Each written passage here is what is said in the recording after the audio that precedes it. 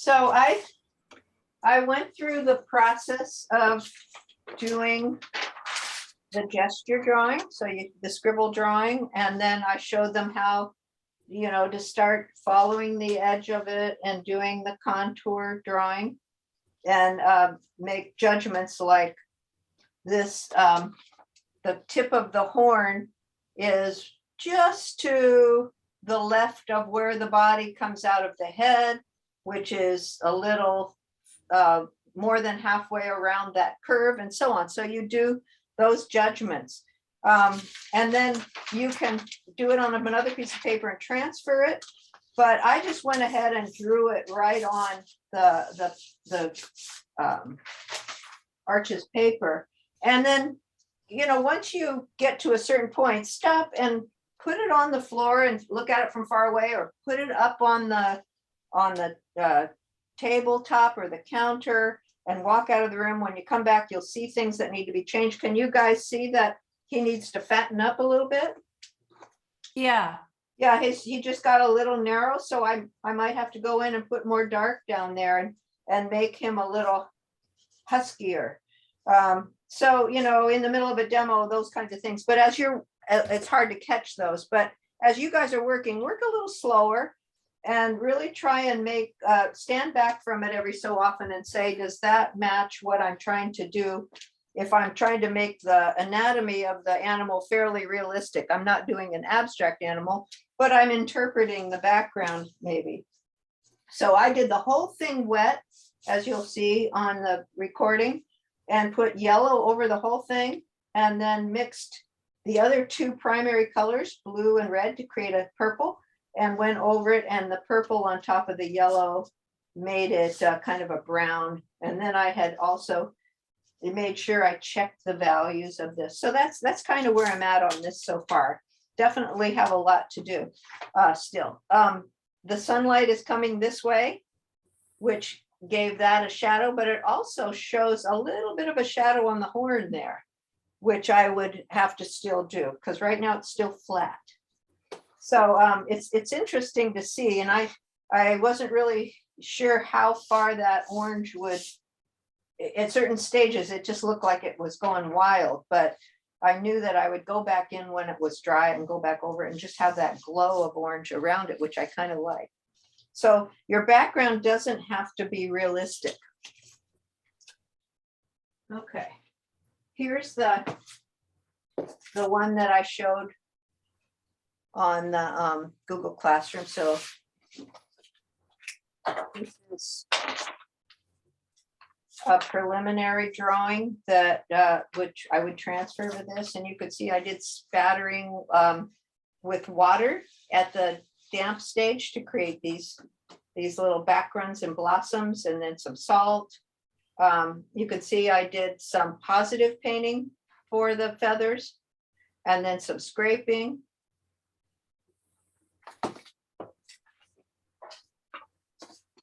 This shows the difference between the contour and the gesture. The gesture is that fast inside skeleton drawing you can see with the pencil, and then the contours with the red pen, the slowly following the edges and drawing that. So I think it's helpful to do both. One's for proportion and placement and the feeling that like it's alive, and then the contour is slower to get the actual anatomy. Here's a gesture of that.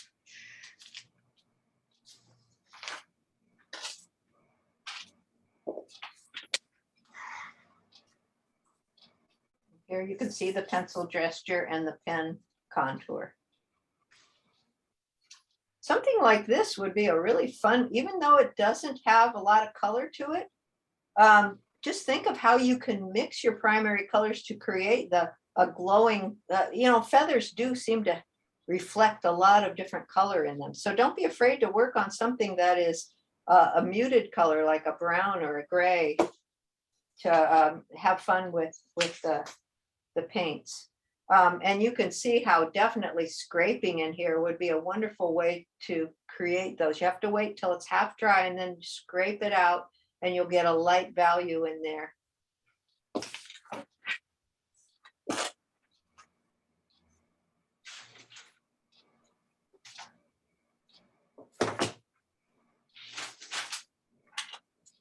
So I thought maybe I'd do a bird. How does that sound? Yes, Mrs. Clark. Yes. Are we like all it. muted? Maybe. That's probably the way it should be. Can you see this partially done bird? And all of the different techniques I use, scraping, positive painting on top of a wet into wet, positive painting on top of a scraping, fan brush, little tiny scrapes, and then going in where the paint is still wet and kind of pulling some of the color out with the back side of the brush to create those fuzzy edges. There's a wet into wet beak that shows a little bit of the shine on it. So Susie, back to that parrot. If you were gonna like do the background next, then you would just like paint up to it, or how would? Well, how could I create the feeling like it was kind of in foliage or jungly background feeling? I guess paint it and then just wet it so that it seeps up to it or something? Is that? Yeah, you could do that. You could use saran wrap. That would create a lovely foliage kind of feel to it. So I would probably give it a branch or something to sit on it, but maybe do that afterwards because chances are that would be darker. So I could wet up to that, wet right up to almost to the edge, and then put in so this is mostly a yellow green, so maybe I'd want to go in with more blue greens or darker, much darker. And then when it's, I put my paint maybe this far, so it would start to kind of fade into it and leave a little bit of a white glow, and then put some saran wrap pieces around or some salt and give it some texture that way. Just keep it sort of a indistinct, you don't want it to be, here's a great example of where it's not really distinct. It just, just colors. Since it's green, I mean, it would even be fun to put some reds in there too, to make the bird stand out, like there's out of focus florals back there. Yeah, I could hand everybody this same half done painting and everybody would have a different way to finish it. But I think I will do this, and I won't try and do this kind of branch, but maybe stick with, more of an ordinary branch like that or that. Oh, this was that Bob Lynx or Bobcat or whatever it was. And you can see all the fan brush that was used on that. So here's my fan brush. And once it gets wet, it kind of globs together. And oh, by the way, I mentioned this before, when I bought it, it looked like that and I cut the edges off. So it's not quite as broad. So this has been cut off right there. There's also another kind of brush that's like a fan brush, but it's more flat like that. It's called a rake. I think mine must be at school because I couldn't find it at home. But there's this is a different kind of rake, and I forget what it's called, but it's a weird one. It has chunks cut out of it, and I didn't do that. It was purchased like, oh, let's see what it says. I think it's like a calligraphy brush, maybe. Something affects brush. That doesn't tell us much, does it? But anyway, if you go to Daniel Smith or Dick Blick or one of those websites or Cheap Joe's and go into their brushes section, you can see all kinds of interesting brushes like that. And these are watercolor brushes. Okay, and then the palette knife, I just like a flat, more of a flat palette knife. Well, these are kind of.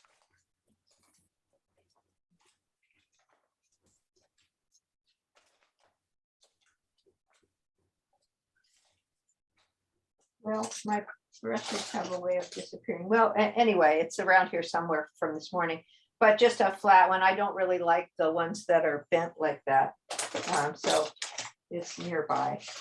Okay. Like this. Okay, so if I do this bird, I'll do a gesture and contour here, but then I think I'll draw it directly on the paper. So if I have this already drawn out, I trace the size of the quarter sheet before I taped it down.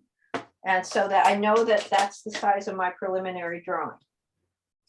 So my bird can be bigger than this little photo. But I'm looking at the gesture of it and I can see that angle. So I'm gonna, getting the glare here. You see how my pencil isn't lifting up off the drawing at all, and I'm doing the feet. And as I go around again, I'm correcting.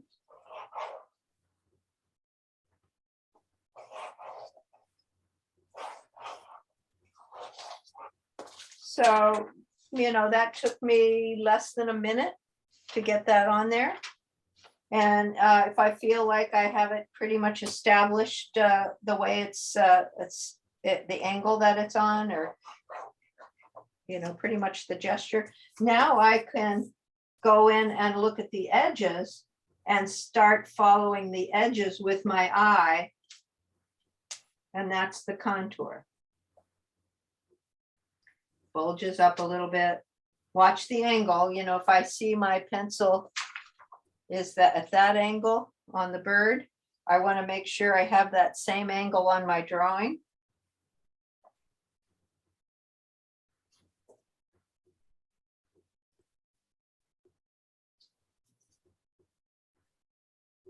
I can peek at my paper, but most of the time while I'm drawing, I'm looking at the reference.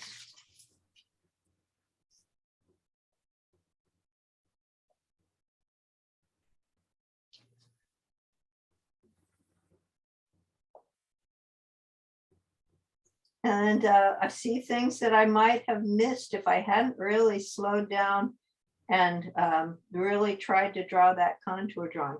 Now, you see how that orange is coming out of about the middle of the white beak? So you look at how those lines intersect and they're connected to each other. So I'm drawing the outside, but I'm also drawing all the inside contours, anything that you could feel, which is different than color changes and value changes, but I want to draw those too. So there's where the orange changes to blue and the green changes to orange and so on.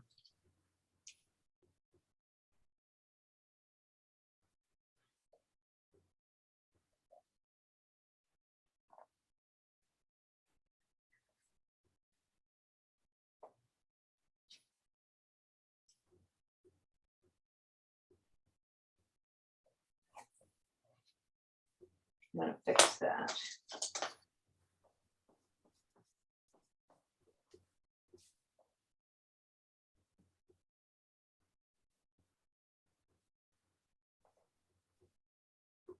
And so on. Now, instead of going any further, I'm going to go ahead and just to save a little time with the transferring, I'm going to go ahead and draw it right on here using that same technique. And I'm using a very dark pencil. And I'll go ahead and do that, but I'm going to use really, really light pressure. So hopefully you can still see it.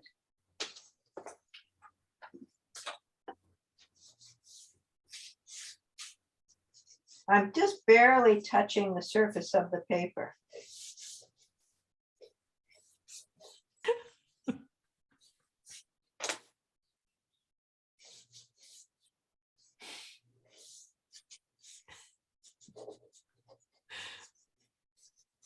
Okay, now I'll do the contour.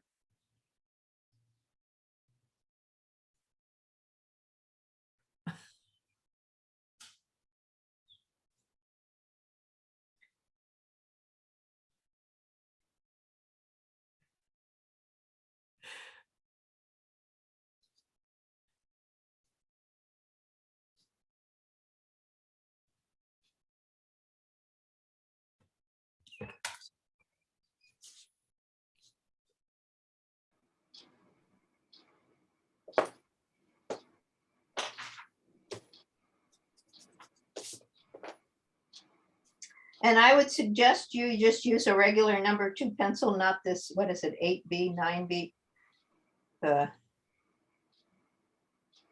No, it's a 4B, but it's really way too dark to be doing a preliminary drawing. So keep it nice and light and not just a real light touch.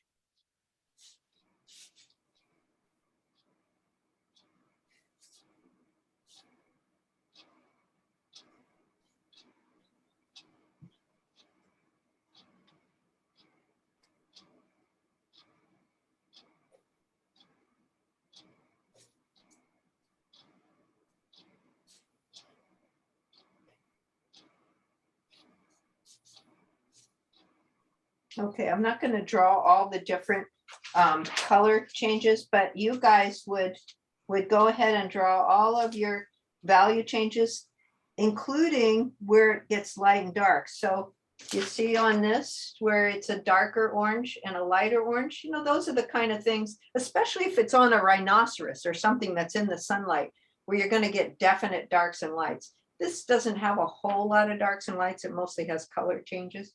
But, you know, watch for those kinds of things.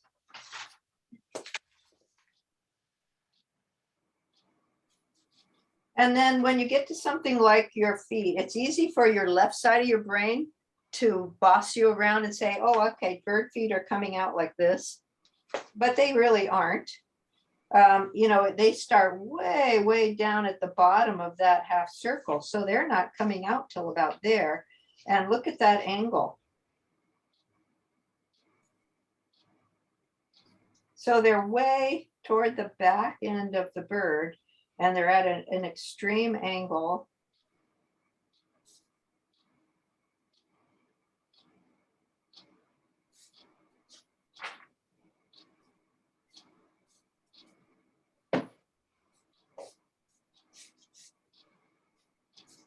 I kind of like how that branch moves around here.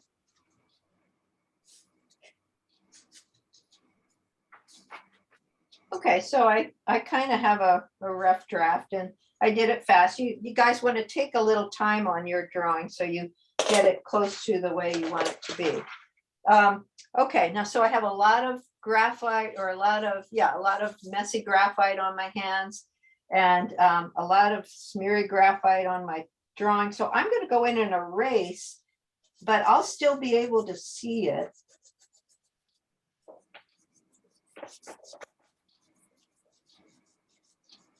So even if you use a number 2 pencil, I would go ahead and erase it down to just a little ghost image that you can still see, but isn't going to be a strong outline. And if you had pushed really hard with your pencil, you would have damaged the paper. And so again, that's another reason to maybe do a preliminary drawing, but then once you transfer it, if you're going to do wet into wet, it'll get washed away. So you have to go back over it before you start painting wet into wet, or you'll lose your lines with the graphite paper. Okay, I think you can still see that. I know I can. And so now I have to figure out how I'm going to do this. When you watch the recording of the morning class with the bison, I did the whole thing yellow, but I wouldn't definitely not want to do the whole thing green here, because then I couldn't show the yellow, I couldn't show the blue, it wouldn't show up the red. So I'm going to do the bird separately, like I did on that one. People were asking about the background, so you'll get to see how I do the background then around it if we have time.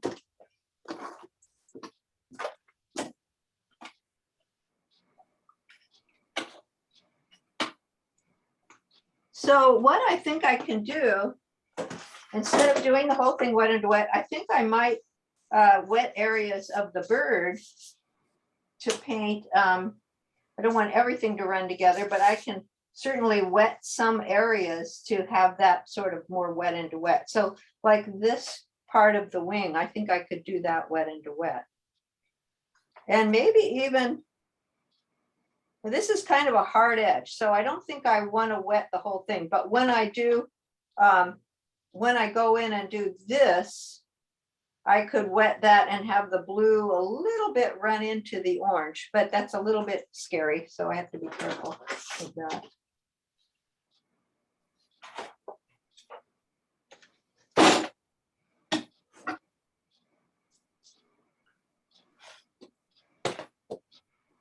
I have my palette knife ready. I have my salt ready for later on if I want to do that in the background. I have all my different tools ready, sort of.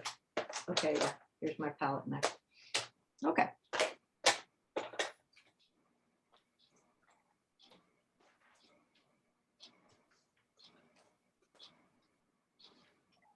So I think if I do a base coat of yellow right here, that should work pretty well.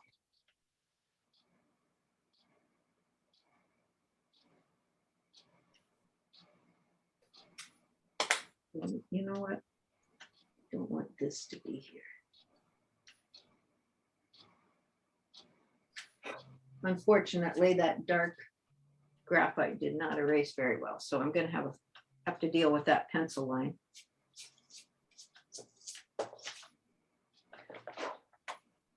Okay.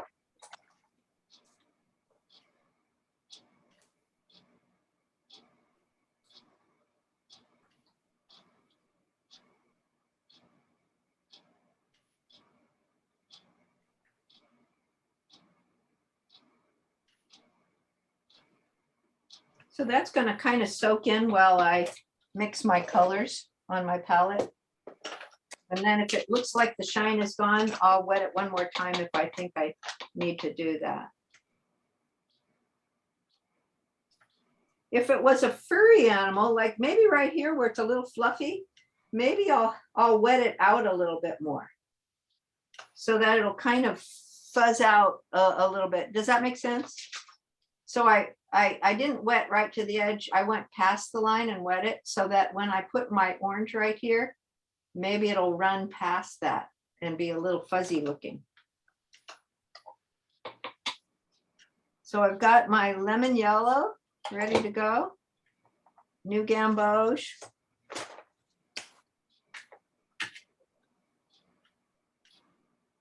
Oh shoot, I should have done it the other way around. So I had more.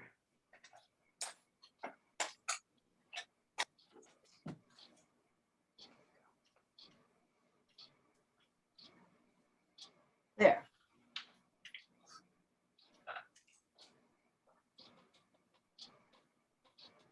And I'll have a little scarlet lake right here.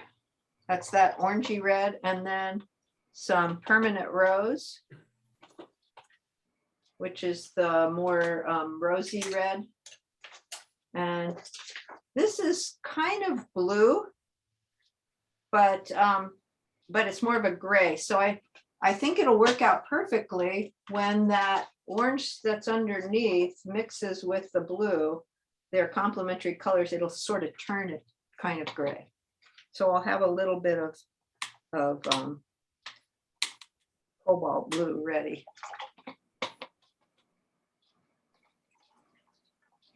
And then because this is kind of a lime green, I'll have a little bit of the more turquoise blue, like manganese or peacock or cerulean, one of those turquoisey ones ready to go.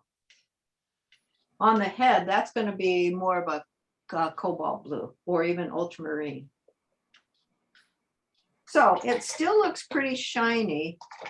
So I think I'm safe, but this dried up a little bit. So I'll go ahead and wet that a little bit again. And I pretty much stayed in the lines except for right there. That's where I let it fuzz out a little bit.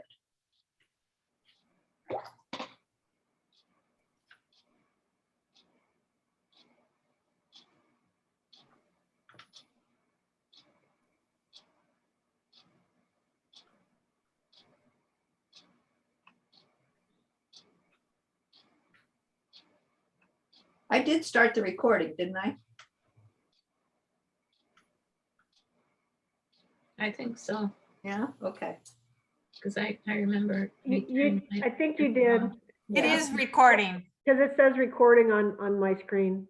Oh, okay. Yeah, this morning I had stopped it and started it a bunch of times and to blow dry it and stuff and go get my apron, which I should have on right now. But I have it now. So I kept stopping it and then one time I forgot to start it. So there's a whole section missing. But then I pick it up again, so you'll be able to see.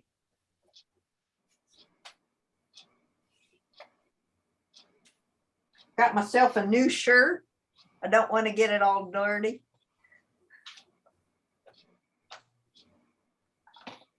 Okay, so now I'm going to take that Scarlet Lake and go in here.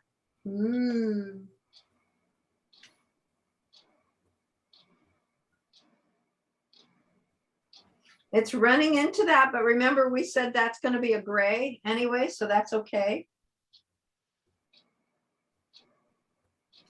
And let's just see what happens here.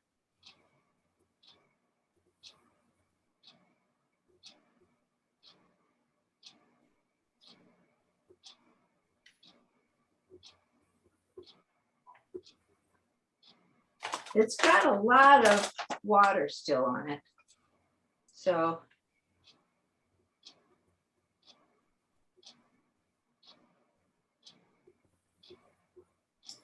kind of letting that water run. If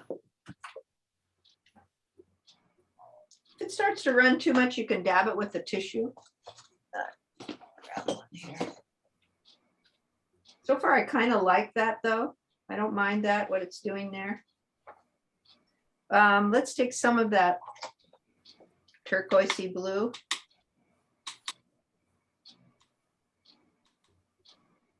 And we're going to put it in here a little bit.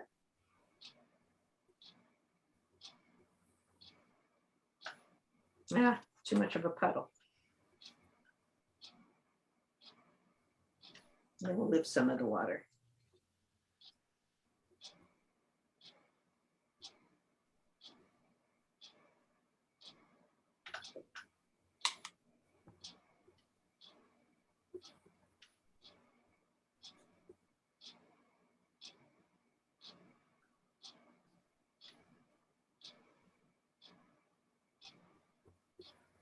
I'm going to mix a little bit of that permanent rose to kind of purplize it a bit.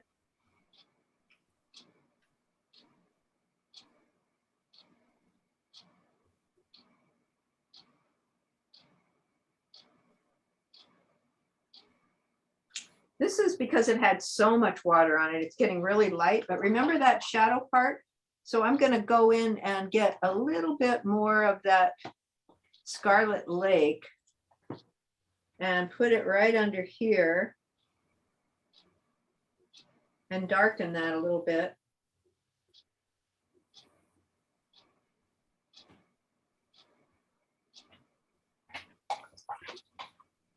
Now this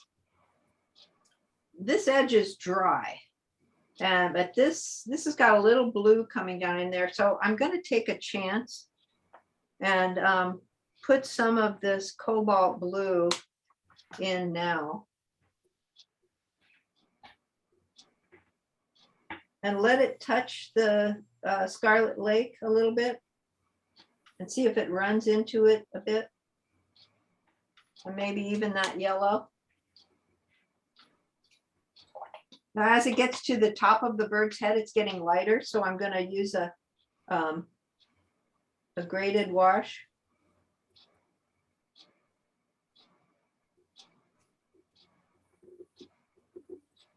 It's actually even a slightly purple here.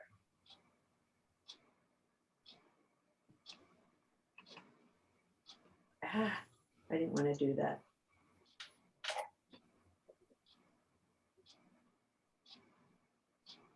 So I wanted to leave that eye kind of light because I'm going to put orange in it. So I'm going to try and lift that while it's still wet with the tissue. See how I should be able to lift that right up if it goes too far. So now, can you see how it's still pretty fuzzy, and that got kind of fuzzy, and I don't mind that. We'll work on that some more. And I need to get down into some smaller brushes here.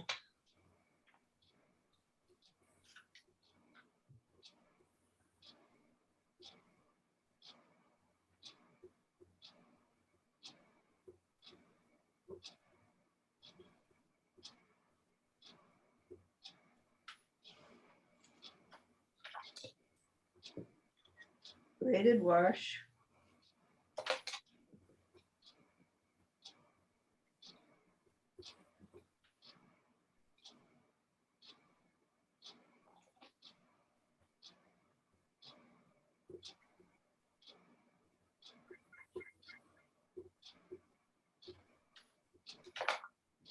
Still need to go a little greener.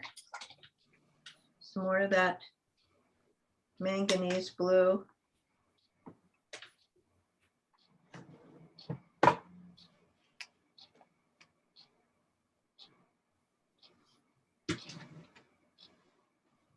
Who was it that was going to Hawaii? And They have some really nice birds in Hawaii. oh yeah, she, I told her to sign in with us on the next couple weeks. I mean, she'll still get the emails if she can. I think I have a whole book of the birds of Hawaii. Birds are great. Now this is pretty flat, and you can see that it's got a lot of texture. So that's where the fan brush will come in on top of that. Let's watch for the magic moment to scrape here. And this got a little bit carried away, so I'm going to lift some of that up a little bit. And then we can go in with some negative painting around it too, to make that fuzzier. Okay, so that's like the underpainting here. And let's go ahead and do.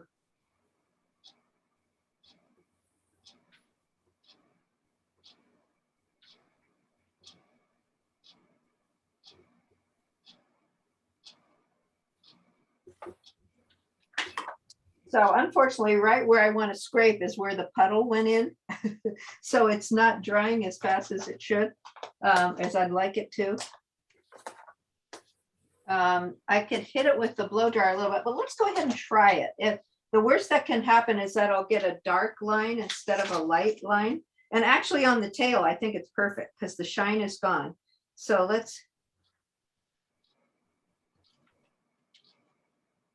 so you see how I've got, just with that little scraping with the side, I've got those nice little marks to delineate the tail feathers. This is still real shiny, so it probably wouldn't work yet there. And there's still, I'm missing that little bit of orange that's there.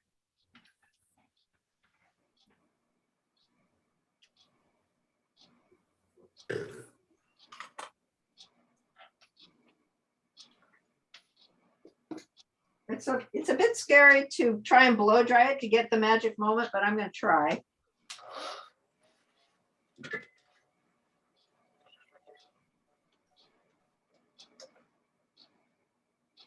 Okay, looks like the shine is gone. So let's try it.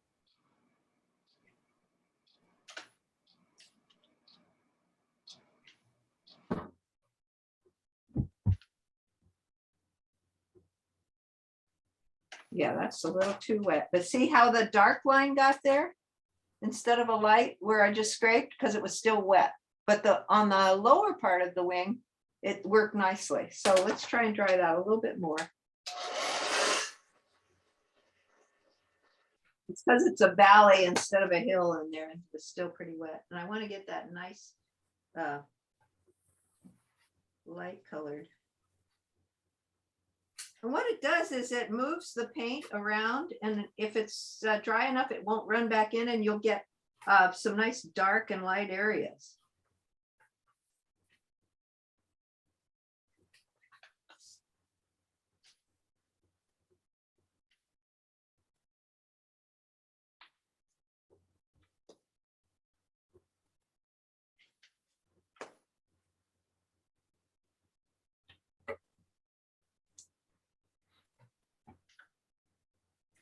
Okay. So see how that worked pretty well. I might try and do just a little bit right here. Just some little small.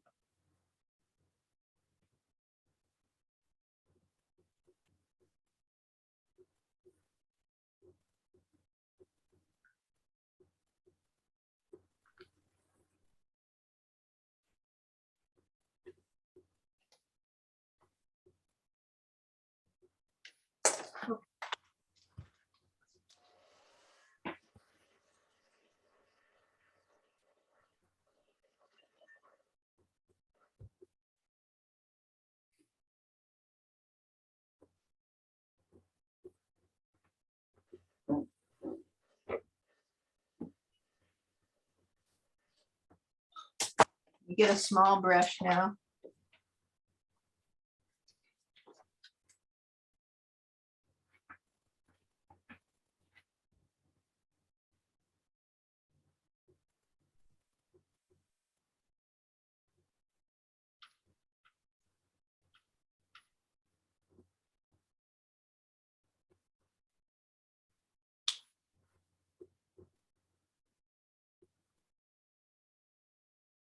I'm mixing some ultramarine blue and burnt sienna to get a pretty dark color here.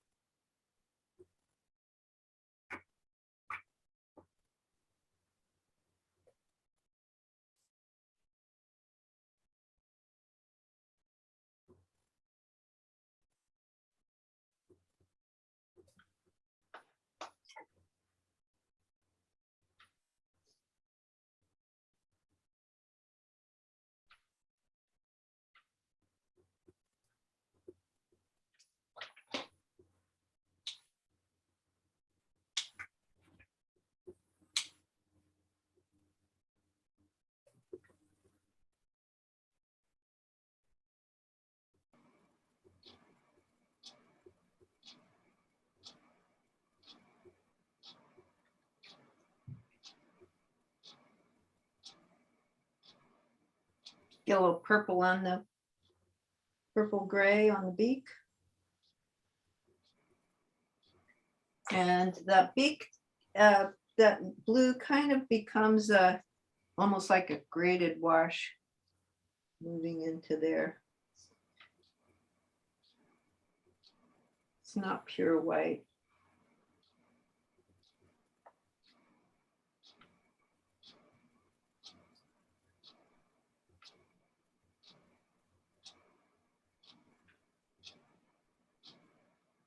Okay, now let's try a little fan brush. It's got to be really dry now. I mean, I could do a fan brush where it's damp and then it won't be as crisp, but I think I need a kind of a crisp texture here.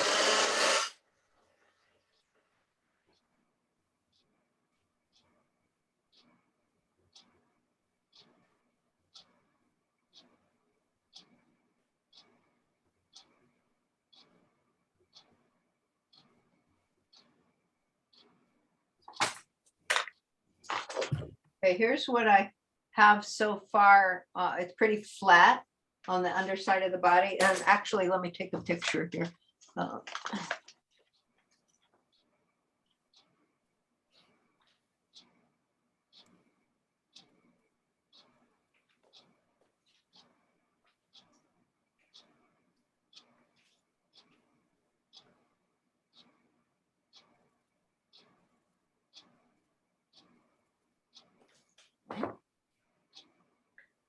So I've got some orange on my fan brush, and I'm going to kind of separate them so they aren't quite so close together.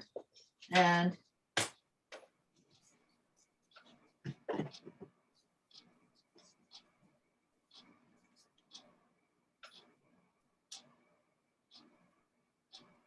see how it's starting to glump together.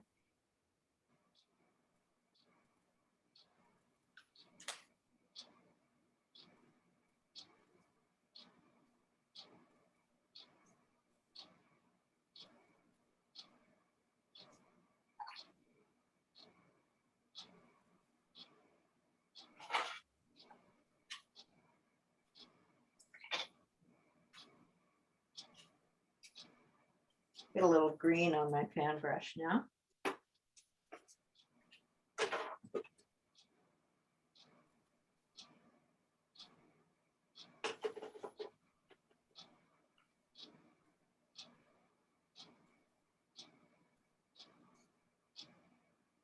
Now, another thing you could do to get that little fine texture is to take a tiny little brush.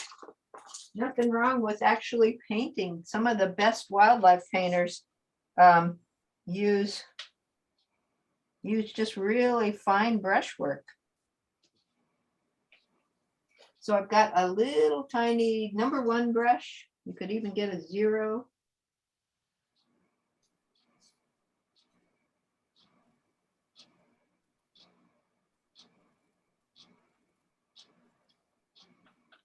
Gotta be careful my head doesn't get noisy, sorry.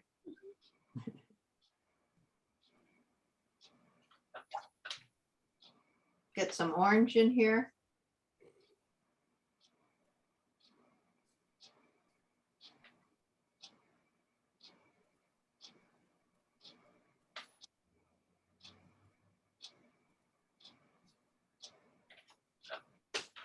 This orange, there's a bit of an orange shadow underneath where the wing overlaps. So I'm trying to see that cast shadow there. Just a little bit bigger brush.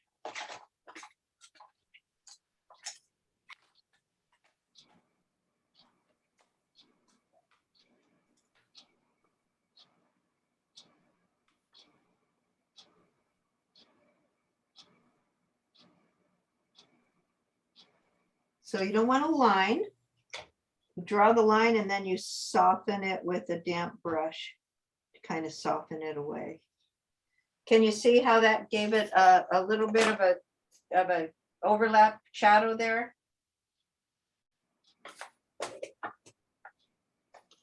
I lost my blue, which is really nice. It's a hard edge blue that's coming down. So I'm gonna go back in and bring that in. Hello, Mr. Clark.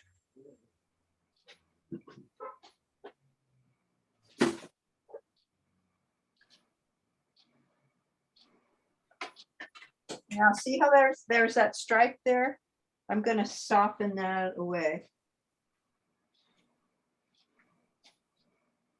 So it doesn't look so hard edge. Okay, slowly but surely. Now I don't want to miss out on the background we were talking about. So should I go ahead and do some of the background?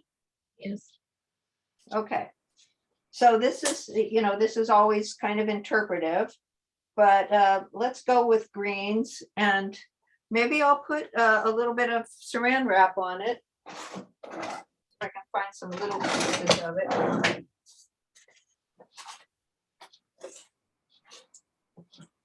So I've got a couple little pieces of saran wrap I can stick here and there. And let's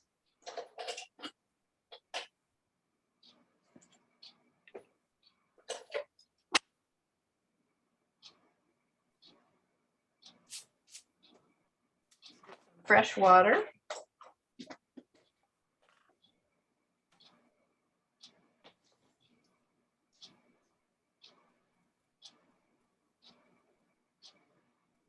I'm going to go right over where the branch is because that's going to be darker.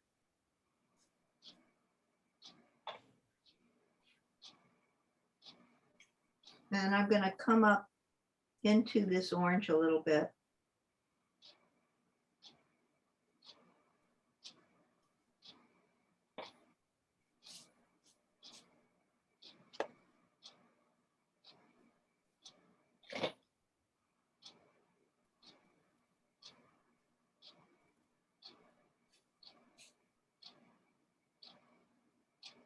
And when I get near the little detail parts, I'm going to slow down.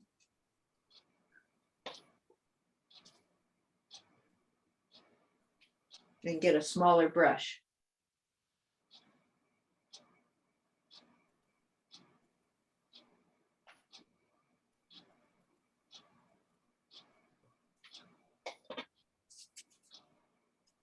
Okay, so let's use a greenish background.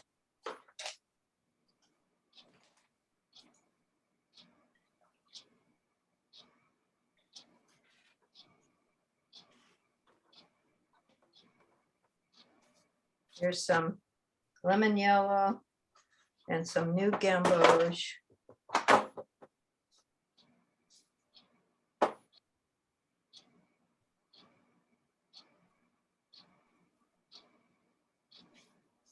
I don't know what all those little clumps are. Probably my erasing crumbles. Yeah.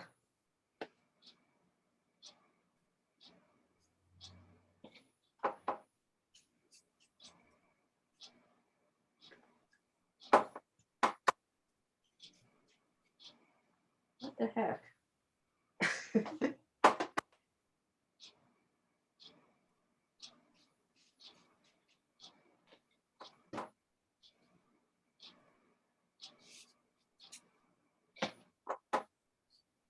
So I didn't take a picture of the. I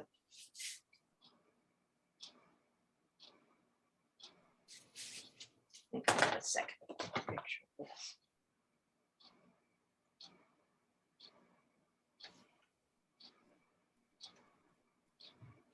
Okay.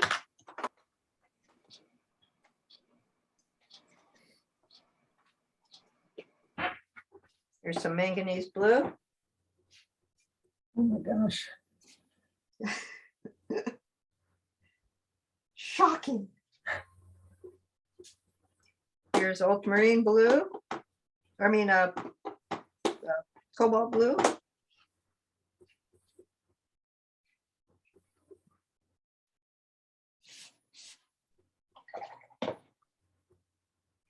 Now I want a contrast down here. So this, I don't mind this being green, but I probably don't want to have a lot of blue up there because I don't want to contrast. I want to contrast that. And I don't mind having a little yellow around the focal point, huh? What do you think? He's tweeting.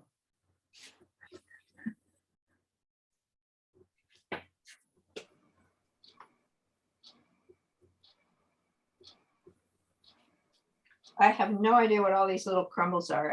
I suspect it's where I erased. It could be your sponge. Oh, it could be. You're right. It's probably time to get a new sponge, huh? 'Cause I have that problem.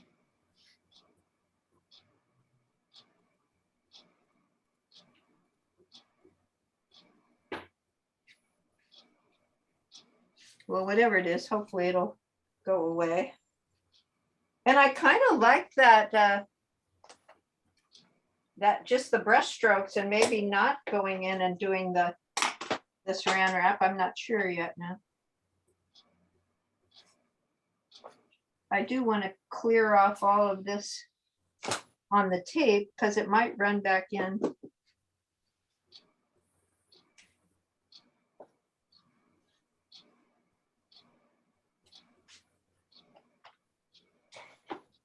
I'm going to take some clear water and a clean brush.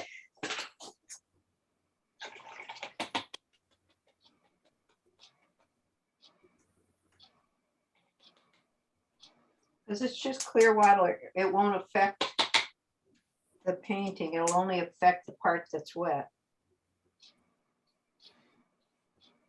And maybe I'll put the saran wrap on one little part of it up here.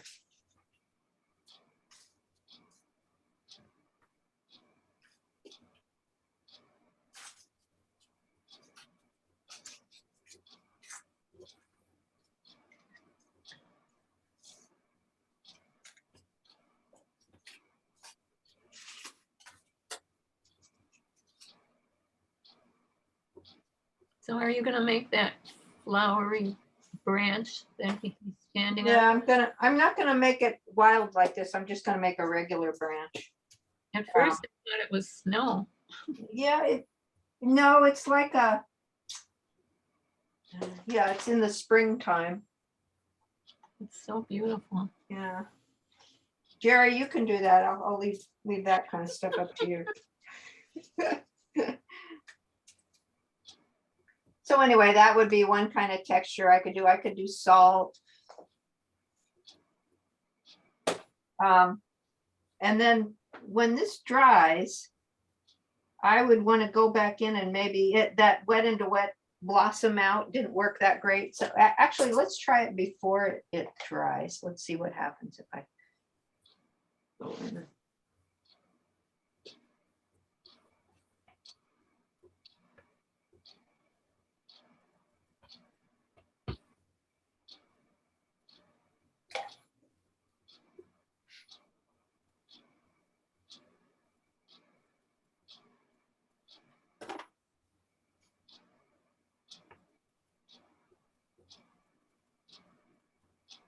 I want that beak to look white, so I've got to bring my color up to it a little bit more.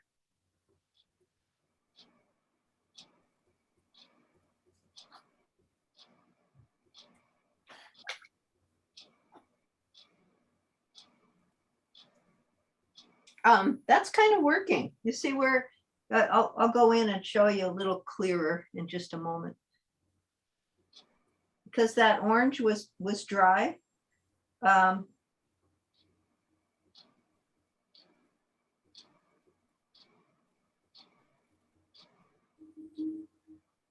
It's that negative painting is kind of working.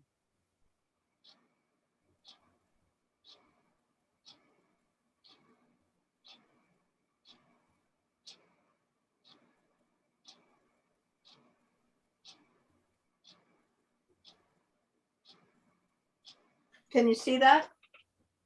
I'll hold it up a little closer.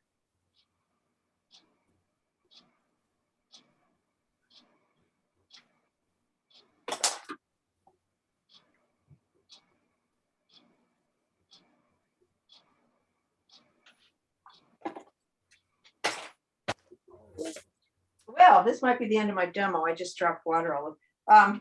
Can you see where that is going in and making that orange be all kind of sparkly? So I'm gonna have to go get a towel. So I'm gonna stop the recording.